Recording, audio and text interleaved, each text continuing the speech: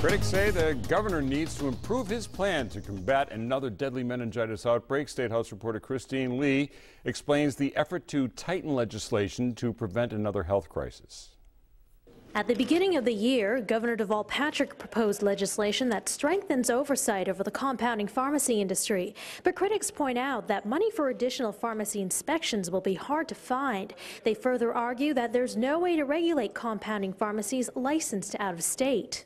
There's really, at this point, a patchwork between different states of different statutes and regulations governing compounding. So, to a certain extent, individuals receiving compounded products from outside the state are not going to be protected by these new proposals. Critics say there needs to be better federal jurisdiction and oversight over the compounding pharmacy industry, especially following the deadly meningitis outbreak linked to the New England Compounding Center.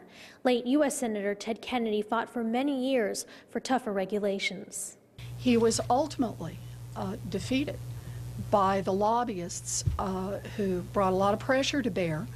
It's clear that there are real costs when we don't have adequate safety regulation in place. So it's something we'll be working on, and I'm looking forward to it. Governor Patrick's legislation addresses part of the problem by requiring compounding pharmacies to report how much and where they ship medications. In NECC's case, it was unclear whether they were a local pharmacy under state jurisdiction or a mass manufacturer under the strict authority of the U.S. Food and Drug Administration. That confusion led to inaction by both state and federal regulators. That was Christine Lee reporting from the State House Bureau. So far, 40 people have died and more than 600 others sickened across the country because of that meningitis outbreak linked to the New England Compounding Center.